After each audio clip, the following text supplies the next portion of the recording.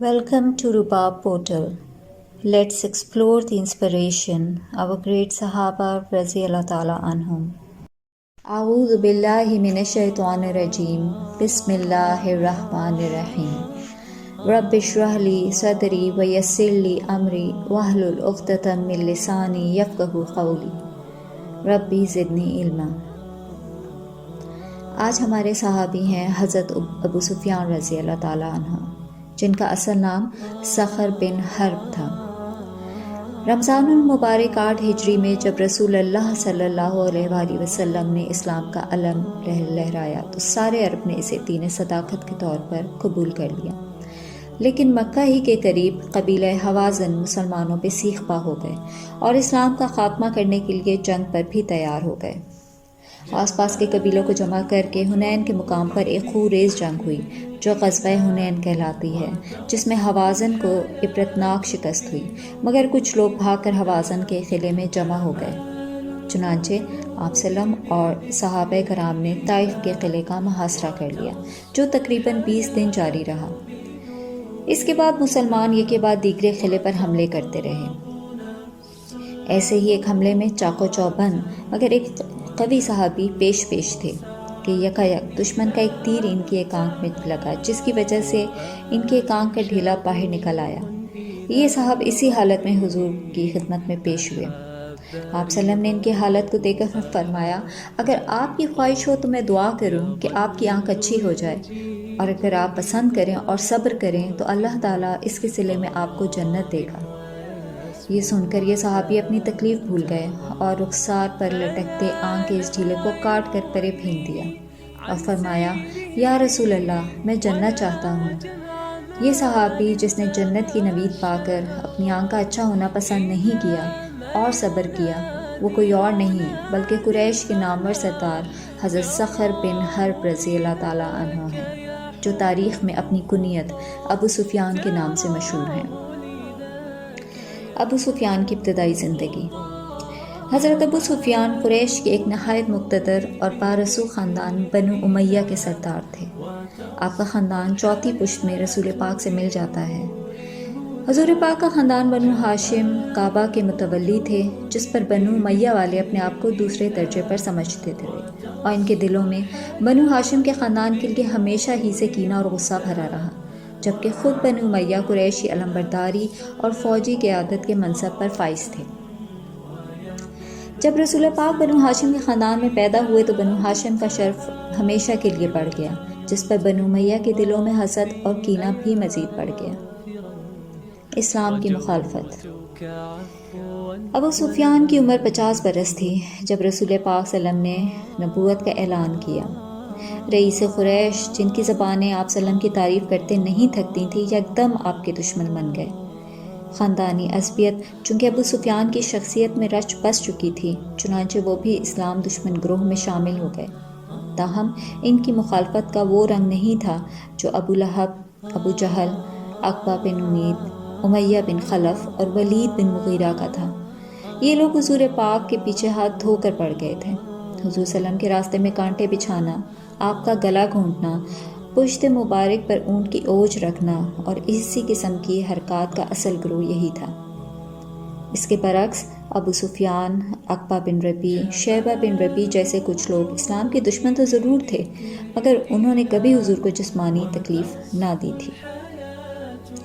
حافظ ابن حجر لکھتے ہیں کہ جب یہ شیطان صرف لوگ آپ کو بے انتہا تنگ کرنے لگے تو آپ صلی اللہ علیہ وسلم ان کے شر سے بچنے کے لیے ابو سفیان کے گھر تشریف لے جاتے، کیونکہ ابو سفیان فوج کے سپہ سالار تھے اور اہل مکہ پر ان کا بڑا رعب تھا۔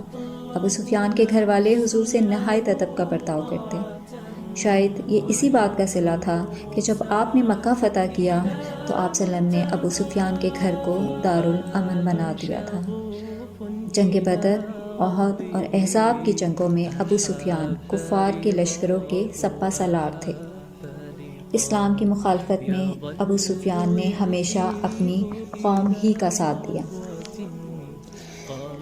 ابو سفیان رضی اللہ تعالیٰ عنہ کی حضور پاک سے دلی وابستگی۔ امام جلال الدین سہونی نے حضرت عبداللہ سے روایت نقل کی ہے کہ حضور صلی اللہ علیہ وسلم کی بعثت کے زمانے میں ایک دن ابو جہل نے سیدہ فاطمہ رضی اللہ تعالیٰ عنہ کو کسی بات پر تھپڑ مارا۔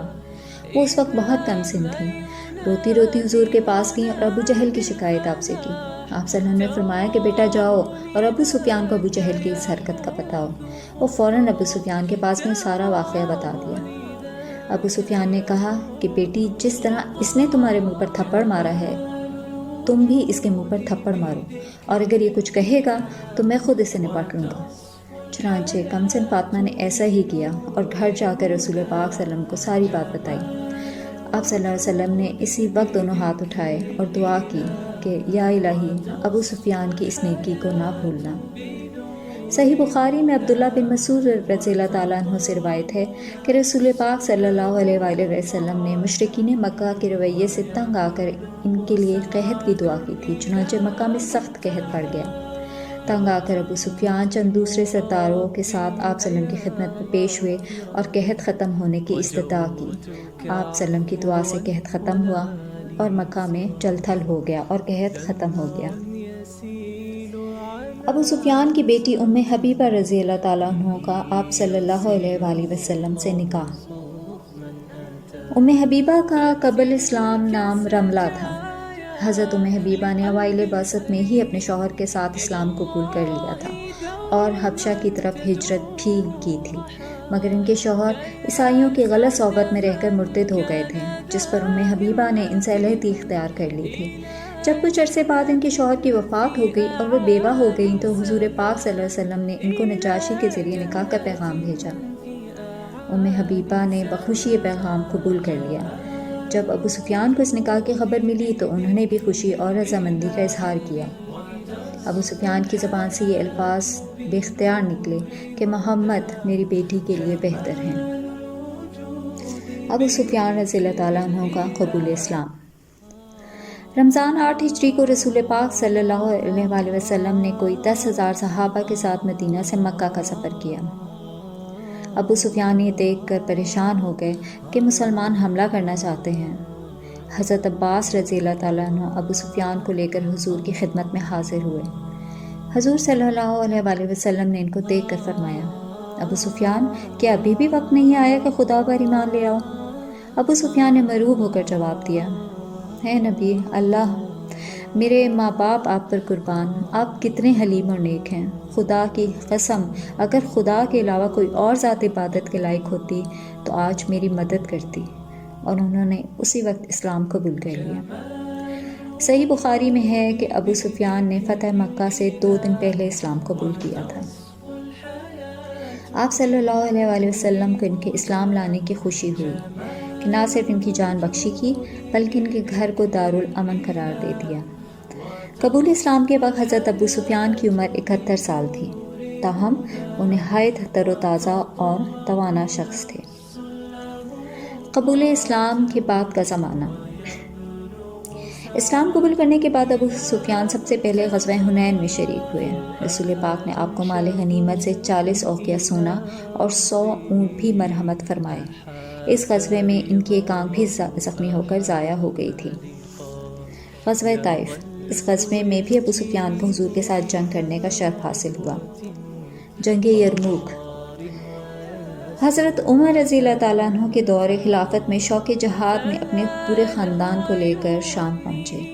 دراصل وہ اپنے قبل اسلام والی زندگی کی تلافی کرنا چاہتے تھے۔ اس لشکر کے ایک حصے کے سردار ان کے بیٹے یزید بن ابو سفیان رضی اللہ تعالیٰ عنہ تھے۔ لڑائی شروع ہونے سے قبل ابو سفیان نے گھوڑے پر بیٹھ کر پورے لشکر کا چکر لگایا اور مجاہدوں کے حوصلے بڑھائے۔ اس مارکے میں بھی ابو سفیان کی دوسری آنکھ پر ایک تیر لگا اور وہ اپنی دوسری آنکھ کی بصارت سے بھی محروم ہو گئے۔ وصال۔ دونوں آنکھوں کی بصارت زائل ہونے کے بعد آپ خانہ نشین ہو گئے، گھر پر ہی رہتے اور عبادت میں مصروف رہتے۔ مدینہ میں مقیم ہو گئے۔ حضرت عثمان رضی اللہ تعالیٰ عنہ کے دور خلافت میں 33 ہجری میں وفات پائی اور جنت البقیع میں دفن ہوئے۔ ابو سفیان کا حلیہ مبارک۔ آپ بلند قد و قامت کی شخصیت تھے، چہرہ چوڑا اور خوبصورت تھا اور سر اتنا بڑا کہ دور سے ہی سردار نظر آتے تھے۔ آپ کی اولاد میں ام حبیبہ رضی اللہ تعالیٰ عنہ ہیں جو ازواج مطہرات میں شامل ہیں اور امہات المومنین ہیں۔ ان کے علاوہ 2 اور بیٹیاں بھی تھیں۔ بیٹوں میں حضرت امیر معاویہ رضی اللہ تعالیٰ عنہ جو اموی خاندان کے بانی ہیں، کاتب وحی بھی تھے۔ یزید بن ابو سفیان رضی اللہ تعالیٰ عنہ فیاضی اور نیک طبعی میں مشہور تھے۔ شام کی فتوحات میں انہوں نے خالد بن ولید رضی اللہ تعالیٰ عنہ کے ساتھ بہت سے بہادرانہ کارنامے سر انجام دیے۔ ابو سفیان کی شخصیت۔ حضرت ابو سفیان رضی اللہ تعالیٰ عنہ اسلام کی ایک قداور شخصیت ہیں۔ ان کی اہمیت اس وجہ سے نہیں گھٹائی جا سکتی کہ وہ فتح مکہ کے وقت تک بھول بھلائیوں میں پھٹکتے پھرے اور زندگی کا بیشتر حصہ اسلام دشمنی میں گزارا۔ آپ ہر لحاظ سے ادب و احترام کے لائق ہیں اور صحابہ کی مقدس جماعت میں شامل ہیں۔ یہ الگ بات ہے کہ قرآن حکیم کے فیصلے کے مطابق ان کا درجہ فتح مکہ اور ہجرت سے قبل مشرف اسلام ہونے والے مسلمانوں کے برابر نہیں ہے، لیکن یہ معاملہ ان کے اور اللہ کے درمیان ہے۔ ہمارے لیے تمام اصحاب کسی فرق کے بغیر واجب الاحترام ہیں۔ ان کی زندگی پر نظر ڈالنے سے معلوم ہوتا ہے کہ وہ ایک بہادر، صاف کو انسان تھے۔ آپ نے اپنے دور جاہلیت میں بھی حضور کے لیے کبھی کوئی نازیبا الفاظ نہیں کہے۔ حضور صلی اللہ علیہ وآلہ وسلم کے اعلیٰ کردار کی شہادت دی، اور سب سے بڑھ کر یہ کہ اپنی دونوں آنکھیں راہ حق کی نظر کرتی۔ کیا ان سب باتوں کے باوجود ان کے اخلاق میں شک کرنے کو کوئی جواز ہو سکتا ہے؟ حق تو یہ ہے کہ آپ ان نفوس میں شامل ہیں جن کے بارے میں کہا گیا ہے کہ اللہ ان سے راضی ہوا اور یہ اللہ سے راضی ہوئے۔ اللہ نے ان کے لیے ایسے باغ تیار کر رکھے ہیں جن کے نیچے نہریں بہتی ہیں اور وہ ان میں ہمیشہ رہیں گے۔ رضی اللہ تعالیٰ عنہ۔